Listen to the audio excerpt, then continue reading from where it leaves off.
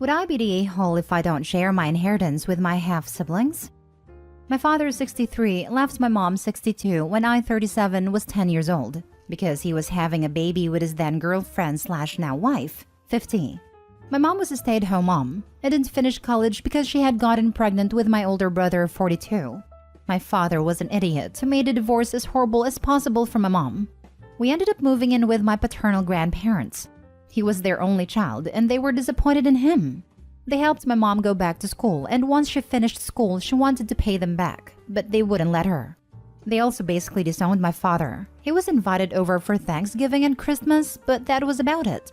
They did love their other grandchildren, though. They always provided gifts and contributed to their education. My grandmother passed away a few years ago from breast cancer, and my grandfather passed away last year from complications related to COVID, and he left everything to my brother and I. It wasn't a huge estate, and it's not life-changing money because both my brother and I are well established in our careers. They left my father $500, and the lawyer explained that it was a way of avoiding him being able to challenge the will. They also left each of my half-siblings $10,000. My brother and I each got over $100,000. My grandfather said that since my brother and I had grown up without a father by his choice, but his other children had, then he felt this was fair. He also left my mom his house and some money. She had been taking care of them for a long time and they never stopped thinking of her as a daughter. My father approached my brother and I recently, saying that his other kids are struggling with their finances and that we should split everything with them since we really don't need the money. He also tried to get my mom to renounce her inheritance, but she just laughed in his face and asked for all the child support he owed. I get that it's not my half-siblings' fault, but they had a dad to take care of them growing up, and we didn't. So neither my brother and I agreed to share. Now my father, his wife, and all my half-siblings are calling us a-holes for being so greedy and not helping them through the hard time they are going through. Am I the a-hole? Edit. Yes, $100,000 is a lot of money. When I said it wasn't life-changing, I meant that I would still have to work for a living and we would still have to save from retirement. Now for the top comments. Not the a-hole. You know that your sperm donor isn't going to leave you or your brother anything when he does. Your grandmother and grandfather loved you and wanted to help you guys. And I'm glad your mom had their support. They sound like wonderful people. They were. My grandfather taught us more about being men than my father ever did. And my mom was in the hospice with my grandmother when she passed away. They loved each other very much. Think about it this way, OP. Your father wasn't only physically present for his younger children, he was financially present too. Every dollar that should have gone to child support for your brother and you was kept by him to raise his other kids. In that way, you've already given your half-siblings tens of thousands of dollars that were rightfully yours. Your grandparents were righting a historic wrong with their own money, even though the wrong was not theirs. It was both fair and thoughtful of them to do. I'm sorry for your loss. This is a very good way to look at it. According to an article in the Washington Post, the average annual cost of caring for a child in the US is $17,000. It checked out when you were 10. Even if you allow for part of that $17,000 a year being your mom's share of the costs of raising you, when considering the $10,000 gift to the half-siblings, seems like you broke pretty even. Not the a-hole. You don't owe your half-siblings anything. This is your grandparents trying to do right by you after failing to raise a son that would. Your grandparents sound like wonderful people, and I'm sorry for your loss. Thank you. This money was an apology from your grandfather that the kid raised turned out so lousy. Half-siblings don't deserve anything more than they already got from the grandfather. Also, you know for sure that if the situation was reversed, none of them would give you a dime. Next story. Am I the a-hole for not giving my sister back to my dad? I, 28 female, have a pretty messed up family dynamic. I'm the oldest of 5. Then there's my little sister, Jenna, 16 female. Then 2 boys, 14 and 12. Then another girl, 9. Our mom blatantly favors the younger 3. I moved out when Jenna was 4, but I've always babysat her. She slept over at least one weekend a month, and we talked every day. Both boys have a learning disability and anger issues. The youngest girl is just a brat, and I don't speak to any of them. My mom enables all of them. Then there's my dad. He's spineless, but he is sympathetic to Jenna. Around 18 months ago, my dad called and asked if I could take Jenna, then 14, for a few months. He wanted to leave our mom and wanted her to be in a safe place. I took her in, and at first things were okay. My dad gave me a couple hundred a month to help with her expenses. He visited a few times a week and they FaceTime daily. Over time, the visits became less and less, and the payment stopped. My dad hasn't seen Jen in 4 months and hasn't spoken to her in 2. He's also gotten into arguments with me about me moving Jenna to a school closer to me and openly judges my parenting. I was driving Jenna to a crappy school with 2/10 rating, 20 miles away every day, when there's a school with a 9/10 half a mile away. Jenna has been with me so long that I'm actually in the process of buying a bigger house for us. We're in a 2-bed, 1-bath, and we're moving to a 5-bed, 3-bath. A couple weeks ago, my dad called and told me he got a house and he wants Jenna back. He has custody of all of her siblings and bought a 2-bed, 2-bath condo 60 miles away from me. I've talked to Jenna and she doesn't want to go. She doesn't feel safe sharing a room with her siblings. She doesn't want to change schools, and she doesn't want to be 60 miles away from me. I told my dad that Jenna and I don't feel comfortable with her being so far from me and having to share a room with her younger siblings, so she's going to stay with me. He said that I can't do that and she has to live with her parent, but she hasn't lived with him in a year and a half. She hasn't spoken to him in 2 months and hasn't seen him in 4. I'm going to court to have her stay with me, but my entire family, except Jenna of course, is against me. So I wanted to know if I was the a-hole. Not the a-hole. At 16, Jenna should have significant say in where and who she lives with.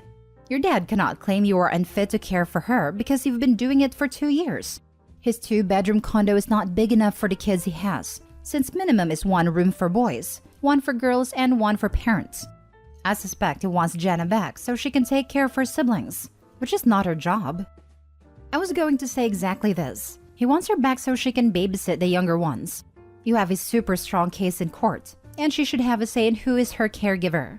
You're not the a-hole, and I'm so happy Jenna has you looking out for her. Not the a-hole, but he's also right. You can't do that. He's her parent and a parent legal guardian, and she was staying with you with his permission. You need to talk to a lawyer ASAP if you want to dispute it. I do have a feeling that you're being biased by your poor opinion of your family and kind of stuck in the attitude that it's you and her against them.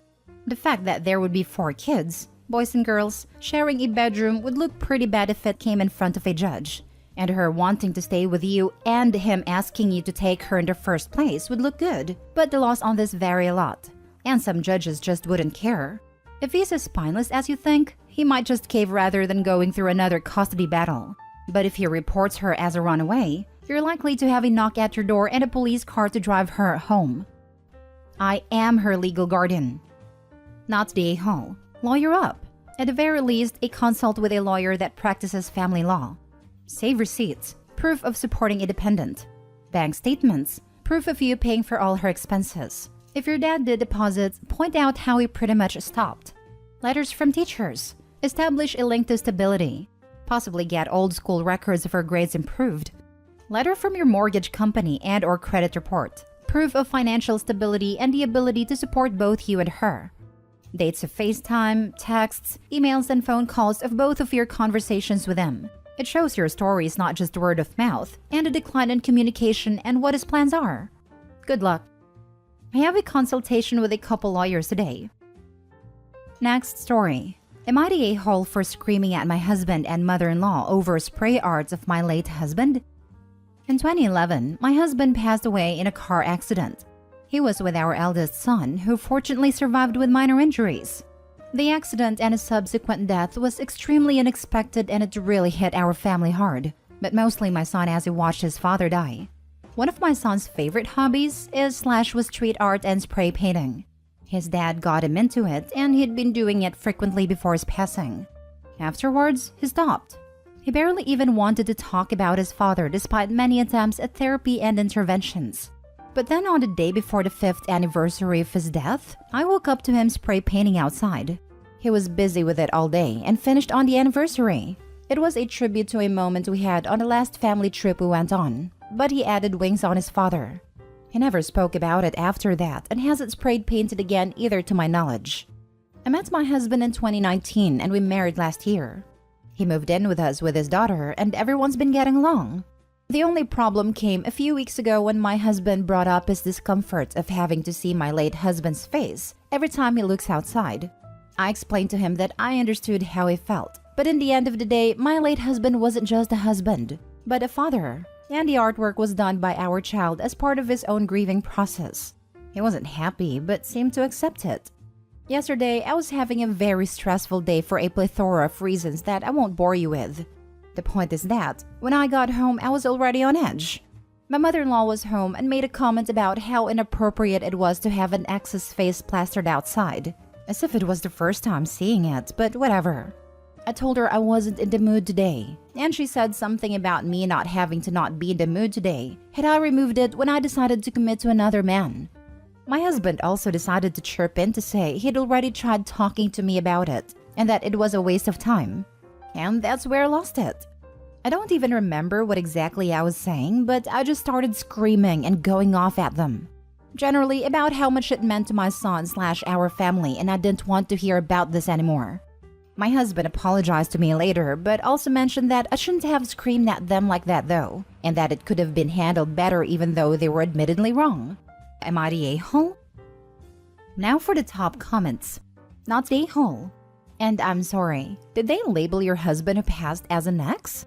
You're a freaking widow. Your son wanted to memorialize his father. So if that's how they feel about memorials, then maybe your mother-in-law will like having her grave passed on.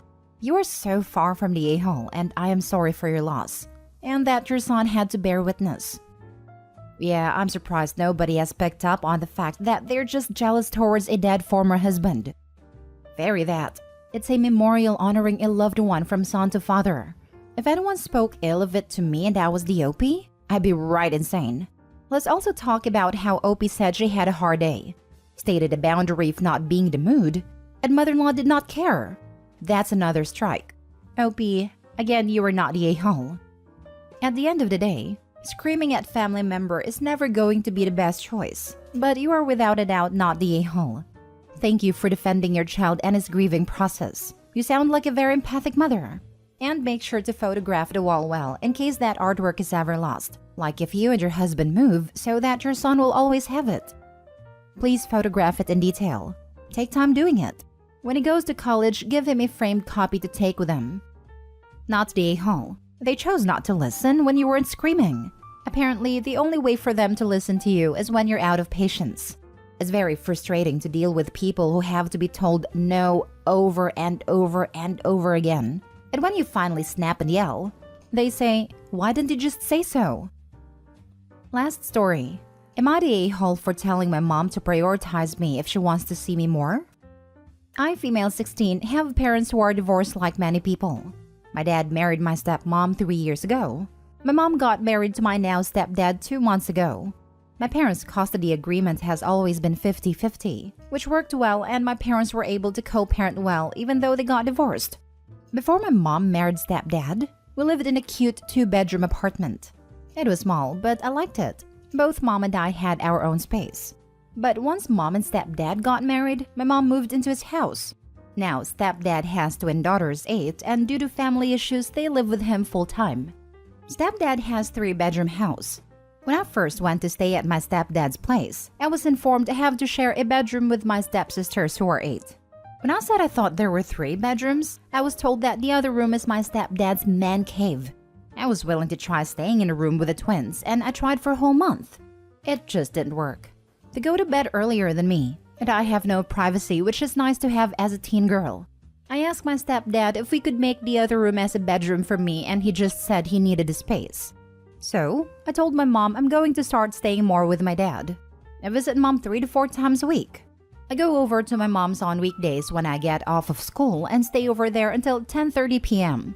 So I'm over there for quite a few hours, and when I'm there on weekends, it's longer. Recently, my mom has been complaining that she barely sees me anymore. I told her I'm sorry she feels that way, but it isn't right I'm expected to share a room with 8-year-olds. I also said it's more understandable if we truly didn't have the room, but we do. Stepdad is just being selfish and you're agreeing with him instead of prioritizing my needs as a teenager. Mom got upset. Stepdad ended up calling me selfish and an a-hole, saying kids share rooms all the time. Your stepfather is calling you selfish? Well, that's rich. Your mom should have advocated for you before she ever agreed to marry or move in with a guy. Not the a-hole. Your mom and stepfather are. I 100% agree. Stepdad agreed to marry your mom knowing there'd be 3 kids in his house now. Which means some sacrifices, including getting rid of his man cave, not the a-hole. The fact that it's not even a home office, but his damn man cave is upsetting. And if this is a house, then there is a good chance that there is a yard, which means he could put up an insulated shed and have a true man cave. Not the a-hole OP. If your mom tries to fight this in court, let your dad get full custody. There are very few judges who would look kindly at this situation. In my state, blood siblings can be made to share, but half-siblings and step-siblings are required to have their own spaces. If siblings are more than 5 years apart in age, they are required to have their own spaces. And brothers cannot share a room with sisters over the age of 7. Not an issue here, just part of the spiel I've had to memorize over the years working with foster parents. Not the a-hole. You're the child. Your parents need to provide for you. Your own space is the best thing for you and the twins. Your stepfather is a parent. He's being selfish and irresponsible. If it were an office and he worked from home, I'd maybe see it differently. But no, he doesn't get a man cave if he crams his 3 kids into another room. What are his poor twins going to do when they're teens? I'd say get the custody arrangement rewritten so you're 100% with dad. I can't see a family court letting the man cave slide. Mom and stepdad may be afraid that if that happens, she will have to pay child support. And most judges will listen to what a kid this age wants. I wouldn't be surprised if she has to babysit the 8-year-old twins a lot.